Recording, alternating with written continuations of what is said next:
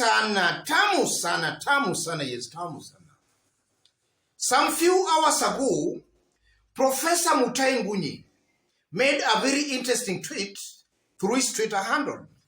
So in this video, I want us to have a look at that tweet, after which, as usual, we are going to dissect it, to analyze it, to see exactly what Mutahi Ngunyi meant politically. Mutahi Ngunyi. The blue wave is on. Blue is the color of life. Yellow is the color of differing things.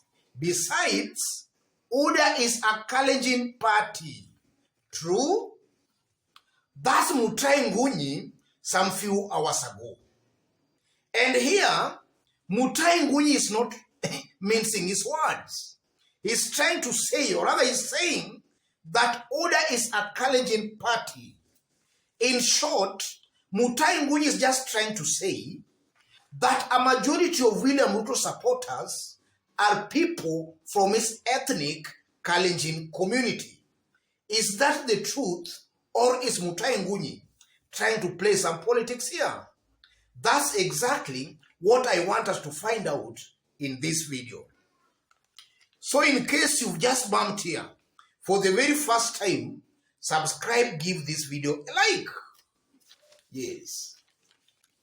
Before we answer that question, let me take you back memory line in after 2002 presidential election, the election that brought Kibaki to power. After that election, as we were heading towards 2005, Kalonzo Musyoka was very popular. In fact, opinion polls that were being done at that time were showing Kalonzo Musyoka on the lead. What happened in 2007 election? When now that popular Kalonzo contested for the presidency, he only managed to get votes from his ethnic Kamba community. And we also saw that with Charity Ngilu some 10 years earlier, when Charity Ngilu contested for the presidency in 1997. Charity Ngilu started with a bang. There was some kind of excitement. And some Kenyans felt that maybe Charity Ngilu would manage to get votes out of his Kamba community. But what happened when Ngilu contested? She only got votes largely from his Kamba ethnic community. Same to Raila Amolo Odinga. Same to Jaramogi Oginga Odinga. With Uhuru Kenyatta managed to get votes from Kiambu County because he comes from Kiambu County, and largely votes from Kalenjin community.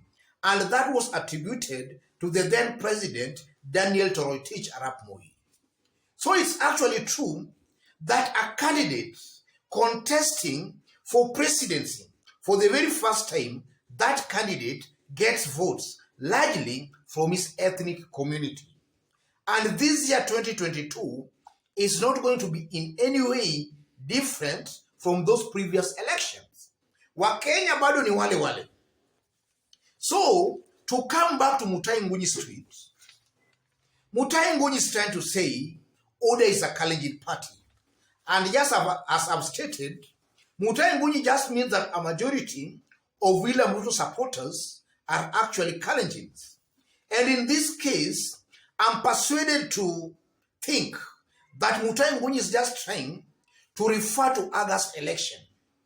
Because for what is happening today in Kenya, with 6 or 5 months still away, this might not be the true representation of the exact reality on the ground. Because again, in politics and in Kenyan politics, winds do change at the last minute. And these are things we have seen even with lower seats like MCA, MP, governor, or even a senator. A candidate can start with a bang, but as election nears, or on the eve of that election, we have seen winds changing and that candidate losing very badly.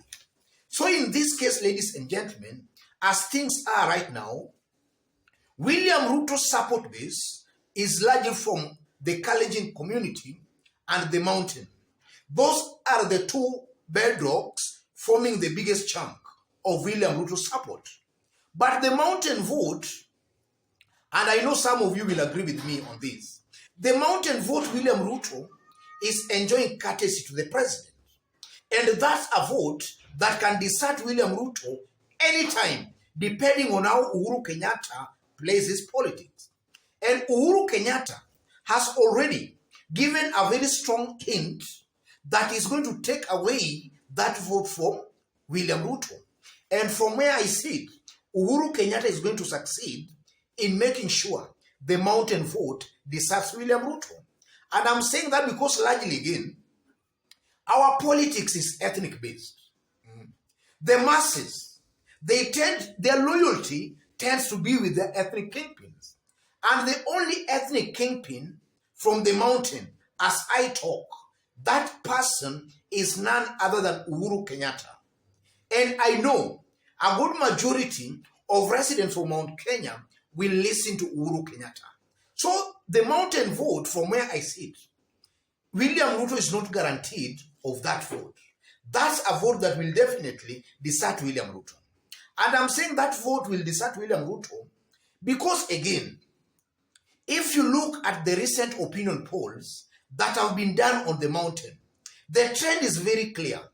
William Ruto is fast declining as Raila Amolo Odinga steadily rises on the mountain. That's a given fact, ladies and gentlemen.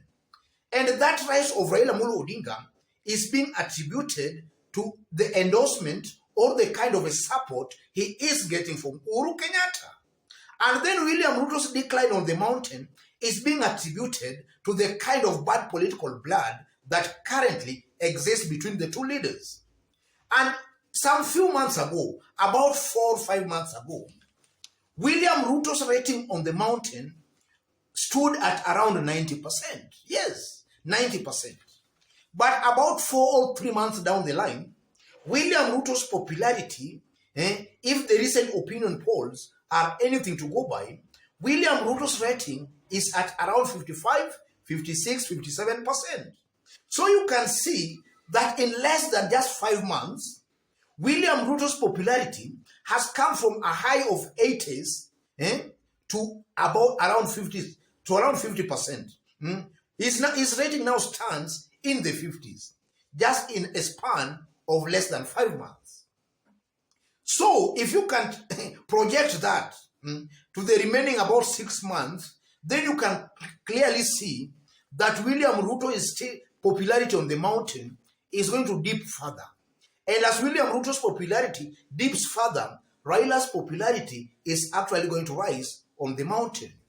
So to come back to Mutahi Ngunyi's tweet, whether it's actually true, UDA is a Kalenjin party, you know, in Kenya, we don't have parties per se.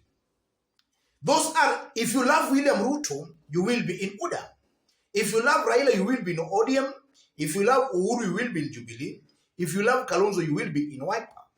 So in Kenya, we just have personalities. We don't have parties per se. So from where I sit again, I might be tempted to agree with Mutahi Ngunyi that UDA is largely a Kalenjin party because if I look at the bigger picture, come August, I'm seeing a majority of those who are going to vote for William Ruto. A good majority for William Ruto will actually be lucky. That majority will be from his ethnic Kalenjin community. Yes, the mountain most definitely will desert William Ruto. So in this case, William Ruto's UDA party is largely a Kalenjin party. And I'm saying that based on the previous results we have seen in Kenya. And the trends are still the same. Nothing has changed much. Yes. And now what does that portend for William Ruto?